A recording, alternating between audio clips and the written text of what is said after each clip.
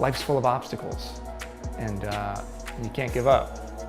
You know, we all have to make the choice to climb the mountain and keep going, and that's why I put it in the gym. Can I just sit? Can I grab a chair right there and close this distance? I know it sounds ridiculous, and I don't think you want to hear the problem. The reason they're so appealing is that it's like a barefoot touch. There's no bone hitting wood. It's actually really cool, and I've done it before. Music. Hey besties, welcome back to my channel. There's been a mystery lingering in this case for almost a year, ever since Wayfair filed a lawsuit against Blake Lively, Ryan Reynolds, and Leslie Sloan in the New York Times, and later filed an amended complaint in February 2024. People have been trying to unravel a particular text message between Alex Saxes and Jamie Heath.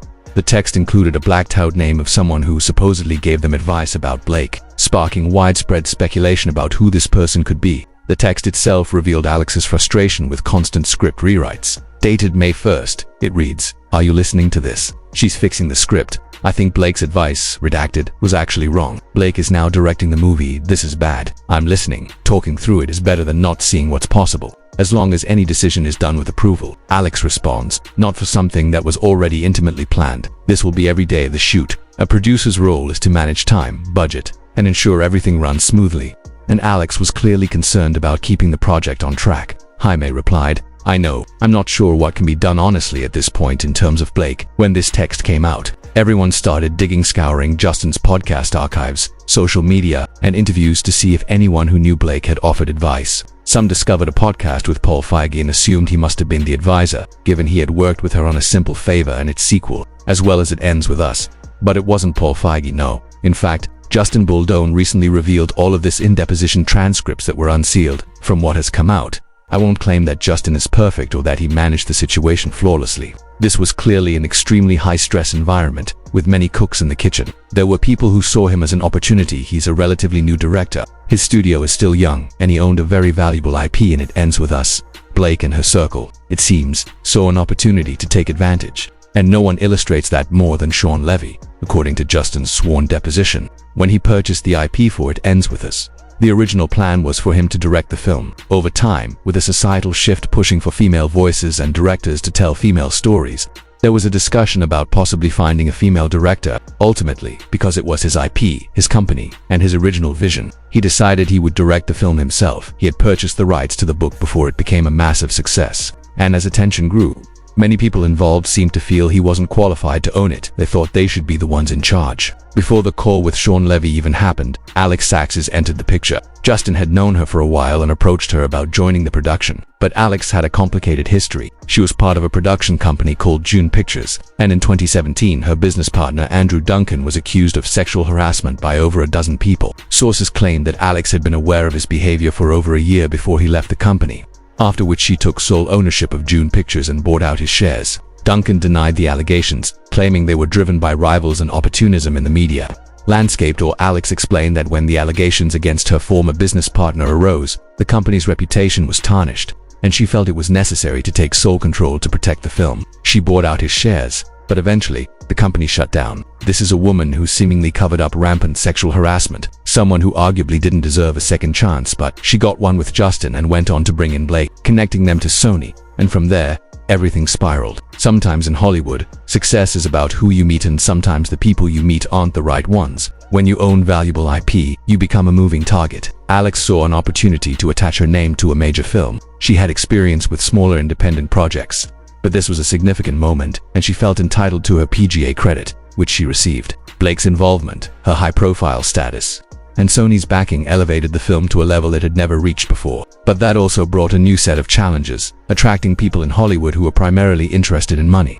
Early in production, Justin had conversations with Blake that apparently offended her. While preparing for a lift scene, he asked her trainer about her weight. According to both Blake and Justin's testimonies, when they first met, Blake was very pregnant, and their discussion touched on her having a son and the topic of circumcision. Justin mentioned that he was circumcised, and when asked, he said he hadn't been directly asked, though the conversation was clearly related. This was a serious topic, especially for a first-time parent making informed decisions about a procedure with potential complications. In this moment, Justin was clearly inexperienced and vulnerable, and he was taken advantage of. Shaun Levy's role in all this is significant. During the depositions, it emerged that Justin and Jamie, feeling increasingly paranoid about the unfolding situation, decided to document key interactions, sometimes recording phone calls, a practice they didn't normally follow and didn't share with anyone. One of these calls was with Shaun Levy.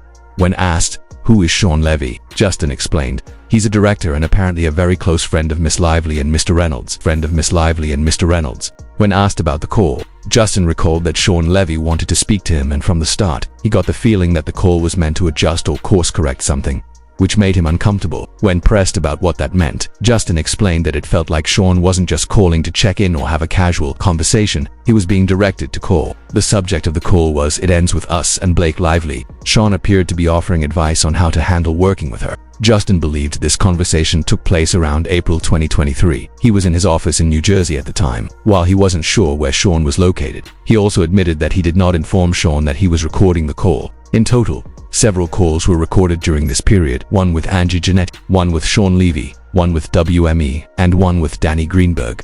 Justin testified that on set, a series of small incidents began to escalate, from minor issues he considered blown out of proportion to Ryan Reynolds screaming in his face. Following the April 23rd conversation with Shaun, by May 1st, Alex Saxes told Jaime Heath, "I think what Redacted told us was wrong. She's going to be directing the film. This is bad." Within just a few days, they had taken Shaun's advice on how to manage Blake. This, Justin and others noted, was a gross overstep of authority. Shaun had no official role in the film, yet he was intervening and instructing Justin on how to handle an actress. A film set has a clear hierarchy. The director holds the sole authority over managing the cast and the production. An outside director giving advice in this way is not only unethical but a blatant violation of professional boundaries, undermining the director's authority and interfering in a project where he had no stake. Shaun's interference fundamentally undermined Justin's authority, sending the message that he wasn't skilled enough to handle Blake.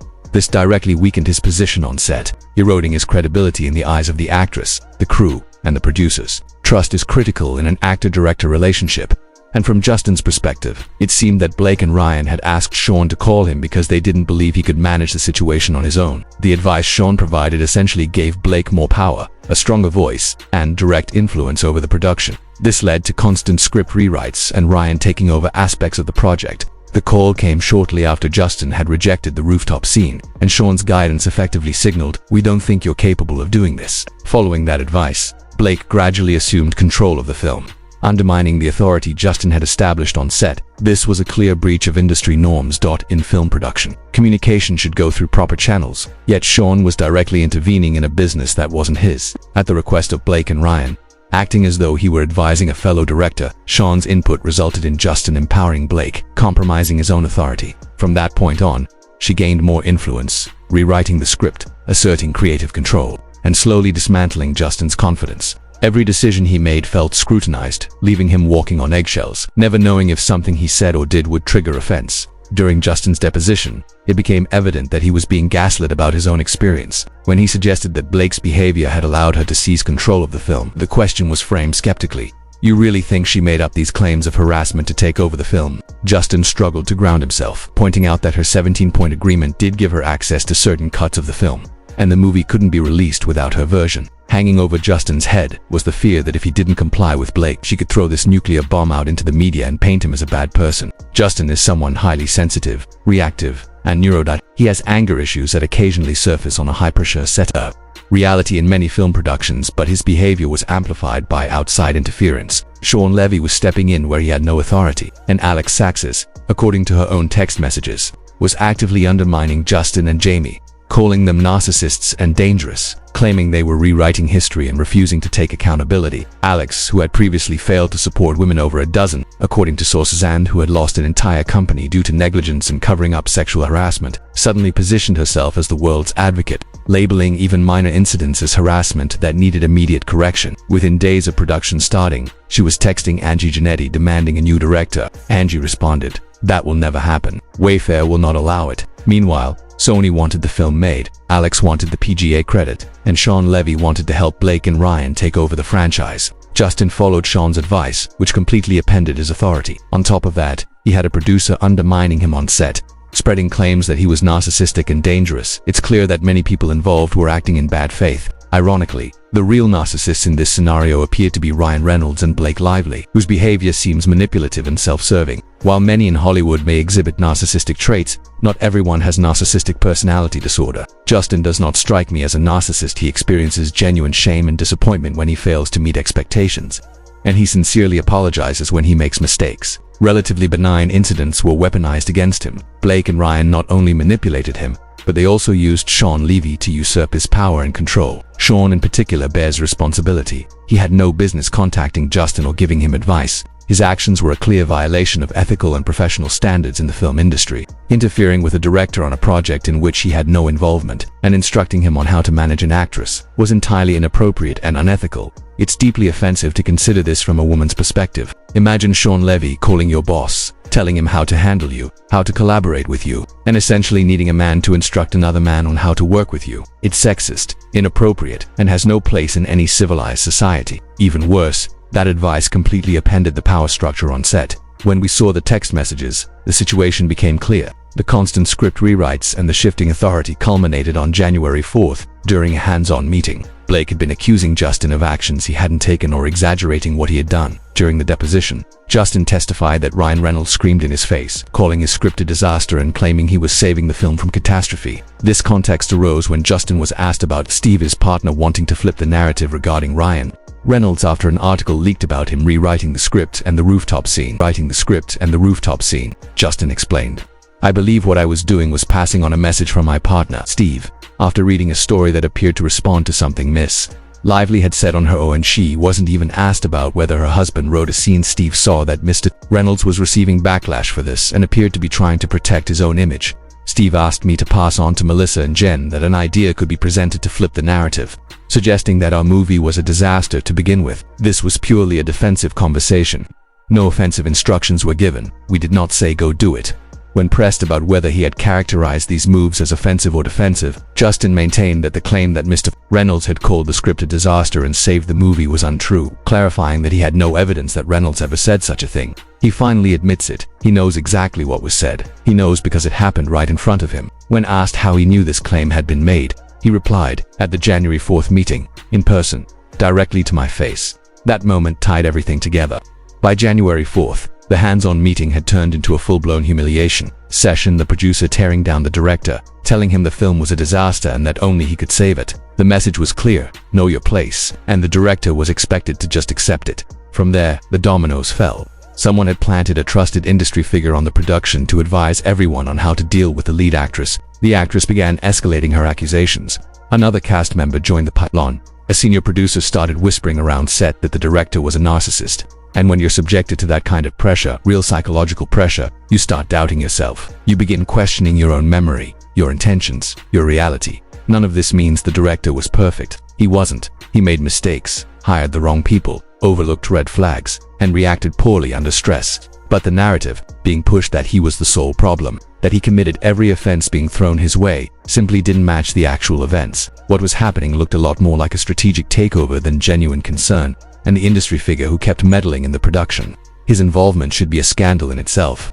Interfering in a film you aren't hired on is unethical, unprofessional, and violates every boundary in filmmaking. Why would he do it? Simple. The studio wanted to recreate a massive dual-release box office event from the year before. If two big stars could launch films side by side again, it meant money, a lot of it. And he wanted to be positioned right at the center of that outcome. No outsider has the right to manipulate another production. No star should be allowed to torpedo someone else's film from the inside. Yet that's exactly what happened.